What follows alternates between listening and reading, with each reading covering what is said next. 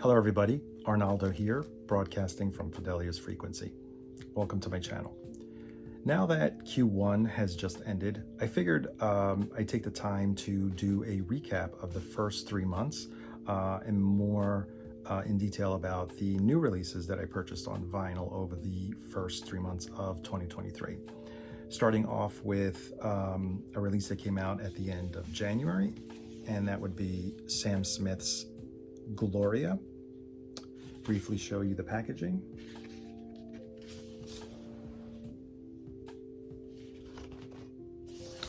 The rear cover has gold foil embossed lettering of the titles. Inner sleeve also has lyrics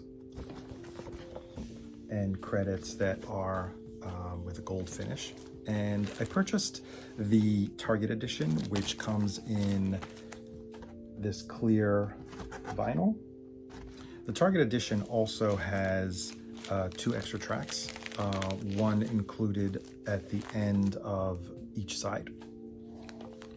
So Sam Smith's GLORIA.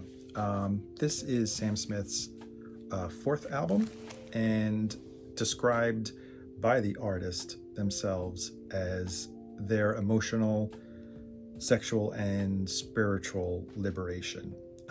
Almost like a coming-of-age album, and I couldn't agree more.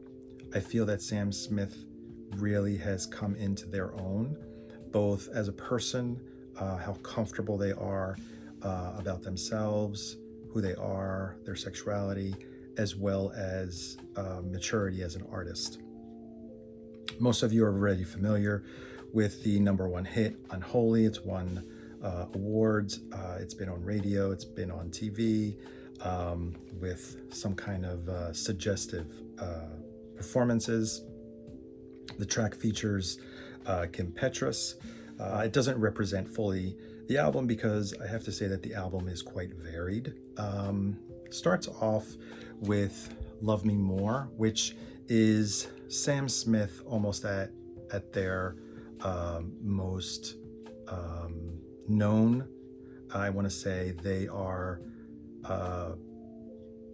singing their blue-eyed soul R&B, what typically introduced Sam Smith to the world. I feel is represented very nicely in the first track of the album. And after that, it kind of veers into a very different territory. I want to say not very different, but very varied. Disco, dance music. There's also some very vulnerable moments like on How to Cry and Perfect. Interesting, the title track of the album is GLORIA. It is actually choral music, a full-on choir of not really sure how many elements, how many voices actually I should say, is featured on that track alone. It was actually recorded in Sam Smith's hometown church. There's not much to add about Sam Smith's voice. I believe it's undisputed, his talent, his vocal range, and his delivery. One notable contribution is the duet with Ed Sheeran, which closes the standard album. It's called Who We Love. I wanted to also mention the 2 tracks, extra tracks that are on this album on the Target version, and one of which is actually one of my favorite songs on the album. It is called Heavenly Sent. It's the last track on the first side. Not really sure why these 2 tracks are exclusive only to the Target edition, because even with those 2 tracks, the album clocks in at roughly 42 minutes. So I'm sure there was plenty of space on the vinyl on the standard edition of the vinyl to accommodate 2 extra tracks. But I guess it was a creative choice and kind of like intended to be an exclusive edition for Target. But definitely I would recommend picking up that version because the 2 songs are definitely, the extra 2 songs are definitely worth it. So that's the first release, Sam Smith's GLORIA. And now I'd like to move on to an album that came out in February, and it is the debut album by Tiana Esperanza. The name of the album is called Terror. I'll show you here also the packaging, picture of beautiful Tiana, lyrics and credits on this one as well, and this one was pressed on bronze vinyl.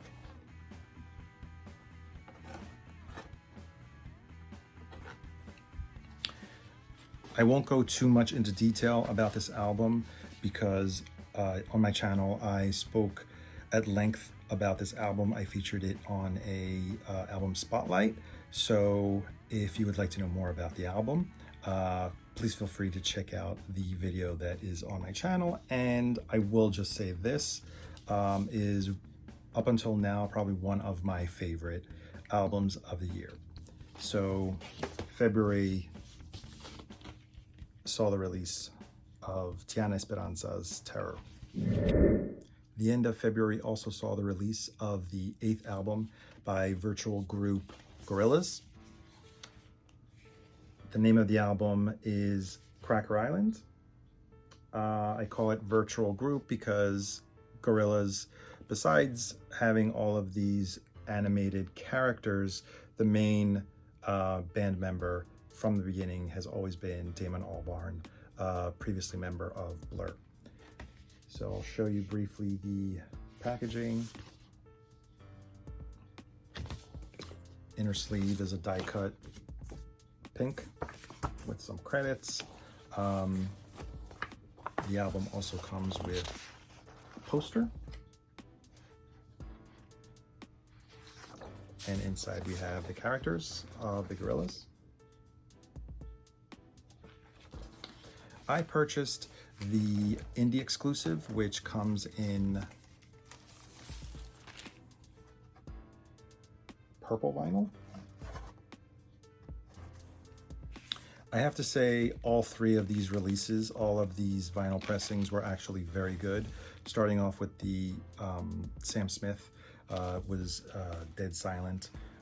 Moving on to also the Tiana Esperanza and this one by the Gorillaz, all pressed really well. I believe the Gorillaz was pressed at GZ Media and so was Tiana Esperanza, whereas I believe the Sam Smith was pressed at Optimal in Germany. Cracker Island is the 8th album by the Gorillaz, and it is a very fun album, very accessible. Different from their previous 2 albums, which followed kind of like the structure of a concept album. This one is just pure song-based, pop-based. There are some variations in genre, produced by Greg Kurstin, and many features on this album, starting from the opening track, which is one of my favorite, called Cracker Island. The title track features on vocals and on funky bass, Thundercat. Then there's a feature with Stevie Nicks on the track called Oil. My second favorite track is the one with Kevin Parker from Tame Impala, and that one is called New Gold. And if you didn't know that it was the Gorillaz, you'd probably think that it was actually a Tame Impala track. Surprise of the album, I have to say, is a duet with a reggaeton artist. Bad Bunny is featured on the track called Tormenta, and the album closes with a song with Beck called Possession Island, and I have to say it's very reminiscent of the mood and the atmosphere that you'd find on Beck's either Morning Phase or Sea Change. So that was the Gorillaz' Cracker Island. And moving on to March. March saw the release of the 3rd album by South African artist Nakane. The name of the album is Bastard Jargon. I'll show you the gatefold and the rear cover. Inner sleeve with lyrics. And this vinyl was pressed on black vinyl. 180 gram, as opposed to, I believe, the previous ones that I showed, felt like they were pressed on 140 gram. This one also pressed very well, no complaints on the sound quality. So let's talk a bit about Nakane and who is Nakane. Full name of Nakane is Nakane Malakalaka from South Africa. Like I said, this is their third album. To quote Nakane's own words, it is their existential sex album. Not necessarily, though, in a seductive way, more in kind of an inquisitive and psychological sex album. Yes, and at times it does, the lyrical content can be a bit explicit, but it also has a lot of very tender moments. What does Nakane's music sound like? I have to say it goes from just pop, funk, disco, electronica for sure, but more of a dark and maybe gritty electronica. You could hear from the very first song, opening bars, Nile Rodgers' guitar is present and is present throughout, I want to say almost 80% of the record. Nile Rodgers has a feature on the first song, on the first single from the album, Tell Me Your Politic. But he plays throughout the entire album and co-produces, I want to say about 70 or 80% of the songs. Nakane's voice is amazing. Soulful, but also very, it's influenced, or I should say it has an operatic feel. Maybe not operatic in maybe the traditional way, but maybe kind of the operatic way that maybe Freddie Mercury would sing. Nonetheless, Nakane's vocal range is amazing. Lower register as well as those soaring high notes, chest notes, and head notes are just, it just sounds beautiful. Nakane's been name checked by greats like Elton John, Madonna, Anoni, previously Anthony from Anthony and the Johnsons, collaborated with Anoni on the previous album on one track. And on this album, my favorite track sees a collaboration with Perfume Genius. The name of that song is Do You Well. What else can I, Hold Me Down, another delicate and tender moment with very suggestive lyrics, I'd have to say. Throughout the album, I have to say the album grew on me more and more as I listened to it. I was expecting more of You Will Not Die, which was their second album, and was taken aback by the shift in mood and sound of Bastard Jargon when I heard it the first time, but now I'm all in. I'm all in on Nakane's Bastard Jargon. And last but not least, the end of March saw the release of the new album by one of my favorite artists, and that is Lana Del Rey. Did you know that there is a tunnel under Ocean Boulevard is the name of her 9th album. This is the indie exclusive cover and color variant. A very provocative image of Lana Del Rey. It is a double album, and we have a gatefold, and that is the rear cover. Inner sleeves are picture inner sleeves with credits and more artwork, pictures, and a really beautiful picture of Lana Del Rey's Lana Del Rey surrounded by her family, her siblings, and friends. More about that in a minute. And the indie exclusive color variant is pressed on lime green vinyl. Feels like 180 gram, and I would have to say that it sounds good in terms of music quality, but it was a bit noisy at times when it comes to the pressing. So let's talk a bit about Lana Del Rey's ninth album as indicated here. I like how all of the contributors, like producers and featured artists, are listed almost like a movie poster. And that is an imagery that Lana Del Rey has always kind of like hinted at, that of Hollywood, of the golden age of Hollywood.